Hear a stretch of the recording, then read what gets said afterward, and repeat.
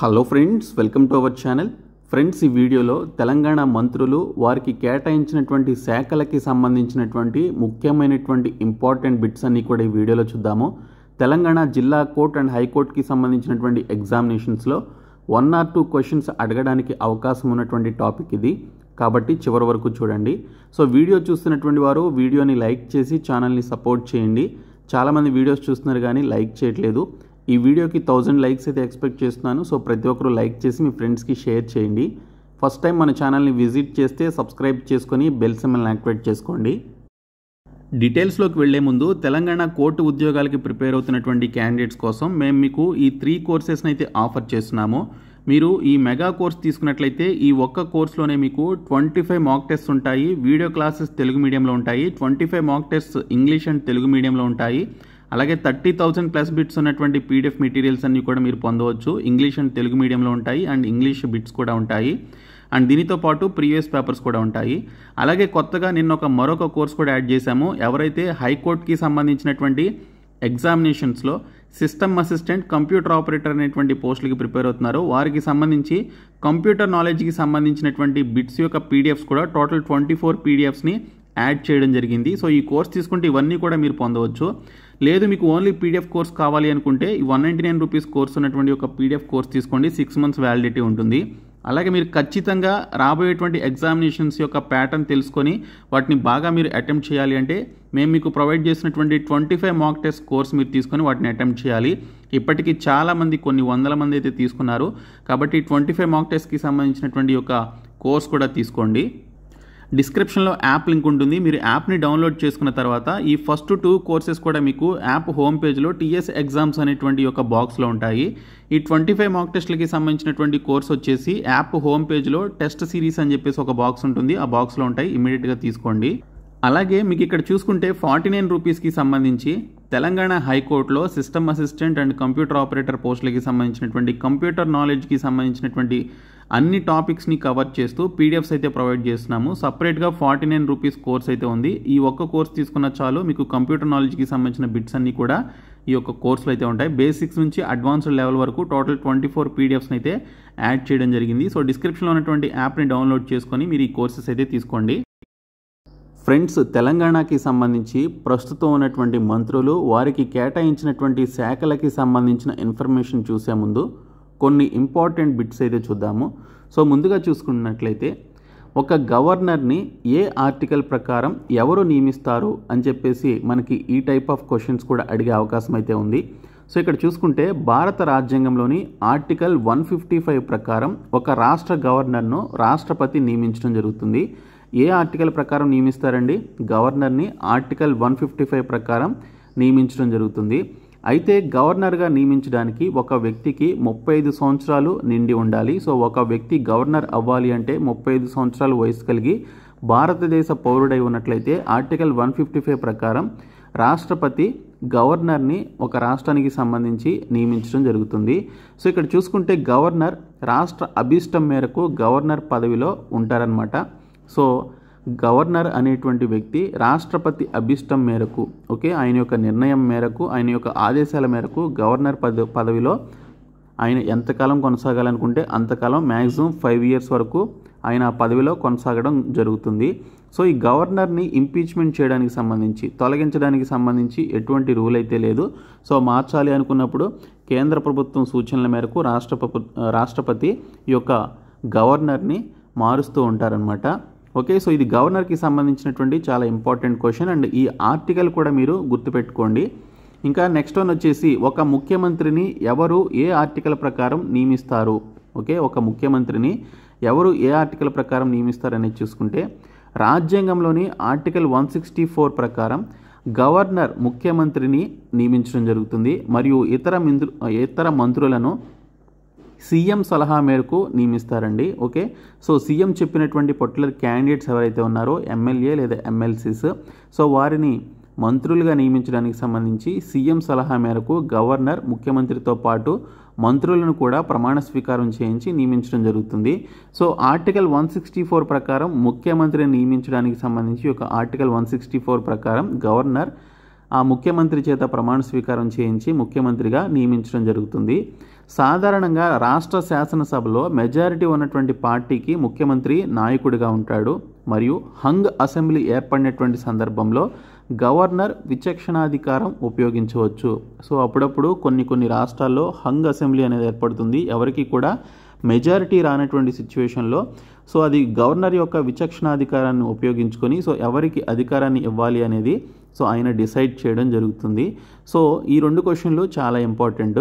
So ఇప్పుడు మనం ఈ యొక్క తెలంగాణ రాష్ట్ర మంత్రులు వారికి సంబంధించినటువంటి శాఖలకి సంబంధించినటువంటి ఇన్ఫర్మేషన్ చూద్దాం. సో ఆ ఇన్ఫర్మేషన్లోకి వెళ్లే ముందు అసలు తెలంగాణలో అసెంబ్లీకి సంబంధించినటువంటి నియోజకవర్గాలు ఎవరు ఎన్ని సీట్లు గెలుచుకున్నారు, అలాగే పార్లమెంటు స్థానాలు మొత్తం ఎన్నున్నాయి, ఎవరు ఎన్ని సీట్లు గెలుచుకున్నారు అనేది కూడా చూద్దాము. సో ఇవి కూడా అడుగుతారనమాట. సో రీసెంట్ ఎగ్జామినేషన్స్లో కొన్ని రాష్ట్రాల్లో బీజేపీ ఎన్ని సీట్స్ గెలుచుకుంది లేదా కాంగ్రెస్ ఎన్ని సీట్స్ గెలుచుకుంది అనేది క్వశ్చన్స్ అయితే వచ్చాయి ఎస్ఎస్సి అండ్ రైల్వే లాంటి ఎగ్జామినేషన్స్లో. కాబట్టి అది దృష్టిలో పెట్టుకొని ఈ అంశాలను కూడా నేను ఇక్కడ యాడ్ చేయడం జరిగింది. సో ముందుగా తెలంగాణలో మొత్తం అసెంబ్లీ స్థానాల సంఖ్య 119 స్థానాలండి. ఓకే, 119 స్థానాలు అయితే తెలంగాణలో అసెంబ్లీ స్థానాలు ఉన్నాయి. ఈ 119 అసెంబ్లీ స్థానాల్లో 2023లో జరిగినటువంటి ఎన్నికల్లో కాంగ్రెస్ పార్టీ గెలిచినటువంటి అసెంబ్లీ స్థానాలు 64 అసెంబ్లీ స్థానాలు, ఇంకా బీఆర్ఎస్ భారత రాష్ట్ర సమితి అనేటువంటి పార్టీ గెలిచినటువంటి స్థానాలు మొత్తం 39 స్థానాలు, ఇంకా బీజేపీ గెలిచినటువంటి స్థానాలు 8 స్థానాలు, ఇంకా ఎంఐఎం ఎప్పుడు గెలిచేటువంటి స్థానాలు సో 7 స్థానాలు అనమాట.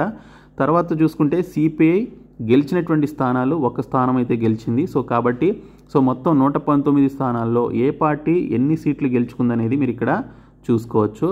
తర్వాత 2024లో జరిగినటువంటి తెలంగాణకి సంబంధించినటువంటి పార్లమెంట్ ఎన్నికల్లో మొత్తం ఈ 17 స్థానాలకి సంబంధించి ఏ పార్టీ ఎన్ని గెలిచిందనేది చూసుకుందాం. సో తెలంగాణలో ఉన్నటువంటి మొత్తం పార్లమెంటు స్థానాల సంఖ్య 17 స్థానాలండి. సో ఇక్కడ కాంగ్రెస్ గెలిచినటువంటి స్థానాలు మొత్తం 8 స్థానాలని కాంగ్రెస్ పార్టీ గెలుచుకుంటే భారత రాష్ట్ర సమితి బీఆర్ఎస్ గెలిచిన స్థానాలు 0. సో ఆ పార్టీకి ఎటువంటి ఎంపీ సీట్ అయితే వారికి రాలేదు. ఇంకా బీజేపీ గెలిచినటువంటి స్థానాలు 8 స్థానాలు, ఇంకా ఎంఐఎం పార్టీ గెలిచినటువంటి స్థానాలు 1 స్థానం అయితే గెలిచిందనమాట మెంబర్ ఆఫ్ పార్లమెంట్కి సంబంధించి. సో ఈ విధంగా మనకి ఏ పార్టీ ఎన్ని సీట్స్ గెలిచింది అని చెప్పేసి ఆ క్వశ్చన్ అయితే మనకి అడిగే అవకాశం అయితే ఉంది కాబట్టి సో నేను ఇవి కూడా చెప్పడం జరిగింది. సో తర్వాత ఇక్కడ చూసుకుంటే రాష్ట్రానికి సంబంధించినటువంటి తెలంగాణ రాష్ట్రానికి సంబంధించిన గవర్నర్, అలాగే అసెంబ్లీ స్పీకర్, అలాగే శాసనమండలి చైర్మన్, డిప్యూటీ చైర్మన్ ఎవరు అని చెప్పేసి కూడా అడుగుతారు ఎగ్జామ్స్లో.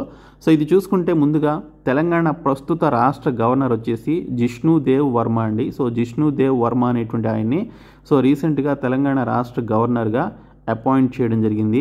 ఇంకా తెలంగాణ శాసనసభ స్పీకర్ వచ్చేసి గడ్డం ప్రసాద్ కుమార్. ఓకే, గడ్డం ప్రసాద్ కుమార్ సో తెలంగాణ శాసనసభ స్పీకర్గా ఉన్నారు. అంటే తెలంగాణ లెజిస్లేటివ్ అసెంబ్లీకి సంబంధించినటువంటి స్పీకర్ వచ్చేసి గడ్డం ప్రసాద్ కుమార్ అండి. ఇంకా తెలంగాణ శాసనసభ అంటే లెజిస్లేటివ్ అసెంబ్లీకి సంబంధించిన డిప్యూటీ స్పీకర్ ఎవరంటే సో ఈ పొజిషన్ అయితే వేకెంట్గా ఉంది. సో ఎవరిని కూడా అపాయింట్ అయితే చేయలేదు.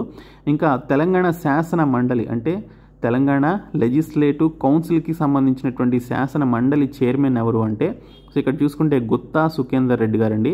సో గుత్తా సుఖేందర్ రెడ్డి గారు తెలంగాణ శాసన మండలి లేదా లెజిస్లేటివ్ కౌన్సిల్కి సంబంధించి చైర్మన్గా ఉన్నారు. ఇంకా తెలంగాణ శాసన మండలి డిప్యూటీ చైర్మన్ ఎవరు అంటే బండా ప్రకాష్ అనేటువంటి ఆయన తెలంగాణ శాసన మండలి డిప్యూటీ చైర్మన్గా ఉన్నారు. ఇంకా తెలంగాణ శాసన మండలిలో ఉన్నటువంటి మొత్తం సీట్ల సంఖ్య ఎన్ని అంటే 40 సీట్స్ అండి. ఇందులో 34 వచ్చేసి ఎలక్టెడ్ సీట్స్, మరొక 6 వచ్చేసి నామినేటెడ్ సీట్స్ అనమాట. సో ఈ విధంగా మనకి elected seats and nominated seats 2 కలిపి మనకి తెలంగాణ శాసన మండలిలో 40 సీట్స్ అయితే ఉన్నాయి. అయితే తెలంగాణ 2023 ఎలక్షన్స్లో కాంగ్రెస్ పార్టీ గెలిచిన తర్వాత సో ప్రొటెం స్పీకర్గా ఎవరిని నియమించారు అంటే అక్బరుద్దీన్ ఓవైసీ, ఎంఐఎం పార్టీకి చెందినటువంటి సీనియర్ మోస్ట్ ఎమ్మెల్యే అయినటువంటి అక్బరుద్దీన్ ఓవైసీని ప్రొటెం స్పీకర్గా ఎన్నుకోవడం జరిగింది. సో అసెంబ్లీలో ఉన్నటువంటి అధికార పక్షం అండ్ ప్రతిపక్షంలో ఉన్నటువంటి ఎమ్మెల్యేలందరితో కూడా ప్రమాణ స్వీకారం చేయించడానికి సంబంధించి ఒక ప్రొటెం స్పీకర్ని ఆ అసెంబ్లీలో ఉన్నటువంటి సీనియర్ మోస్ట్ ఎమ్మెల్యేని ఎవరో ఒకరిని ఎన్నుకోవడం జరుగుతుంది. సో వారిని ప్రొటెం స్పీకర్ అని చెప్పేసి అంటారు.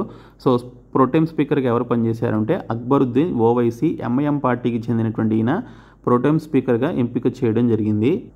సో ఇప్పుడు మంత్రులకి సంబంధించినటువంటి శాఖలు ఆ వివరాలు చూద్దాము. సో ముందుగా చూసుకున్నట్లయితే ముఖ్యమంత్రి అయినటువంటి అనుముల రేవంత్ రెడ్డి గారికి కింద ఉన్నటువంటి శాఖలు ఏంటనేది చూద్దాము. సో ఈయన నియోజకవర్గం వచ్చేసి కొడంగల్ నియోజకవర్గం నుంచి ఆయన పోటీ చేసి గెలవడం జరిగిందండి.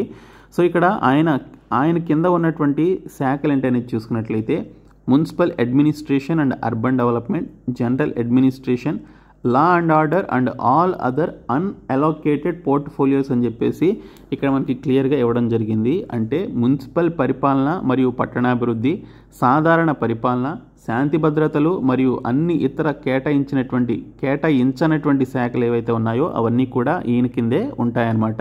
సో ముఖ్యమంత్రి కాబట్టి సో మిగిలిపోయినటువంటి శాఖలన్నీ కూడా కొంతమంది మంత్రులకి శాఖలు కేటాయించిన తర్వాత మిగిలిపోయినటువంటి శాఖలన్నీ కూడా ఆ ముఖ్యమంత్రి కిందే ఉంటాయన్నమాట. సో ఫర్ ఎగ్జాంపుల్కి ఇక్కడ విద్యాశాఖ అనేది ఎవరికి కేటాయించలేదో ఆ విద్యాశాఖ కూడా రేవంత్ రెడ్డి గారి కిందే ఉంది. సో దీనితో పాటు సో చాలా ఇంపార్టెంట్ శాఖ అయినటువంటి మున్సిపల్ పరిపాలన అండ్ పట్టణాభివృద్ధి శాఖ కూడా ఈయన కిందే ఉంది.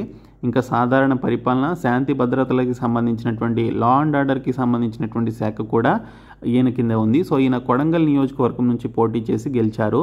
ఇంకా నెక్స్ట్ మంత్రి వచ్చేసి మల్లు భట్టి విక్రమార్క గారండి. సో మల్లు భట్టి విక్రమార్క గారికి కేటాయించినటువంటి శాఖలు వచ్చేసి ఆయన డిప్యూటీ సీఎంగా ఉన్నారు. దీనితో పాటు ఫైనాన్స్ అండ్ ప్లానింగ్ అలాగే ఎనర్జీ అనేటువంటి శాఖలు ఈయన కింద అయితే ఉన్నాయి. అంటే డిప్యూటీ ముఖ్యమంత్రి అంటే ఉప ముఖ్యమంత్రి, అలాగే ఆర్థిక అండ్ ప్రణాళిక శాఖ అండ్ విద్యుత్ శాఖకు సంబంధించినటువంటి ఈ శాఖలన్నీ కూడా డిప్యూటీ సీఎం అయినటువంటి మల్లు భట్టి విక్రమార్క గారి కింద ఉన్నాయన్నమాట. సో ఈయనకి సంబంధించి కేటాయించినటువంటి శాఖ ఈయన ఏ నియోజకవర్గం నుంచి గెలిచారు అంటే మదిర అనేటువంటి ఒక నియోజకవర్గం నుంచి ఆయన గెలవడం జరిగింది. సో మదిర నియోజకవర్గం నుంచి గెలిచి ఉప ముఖ్యమంత్రిగా finance and planning and energy మంత్రిగా ఆయన కొనసాగుతున్నారు.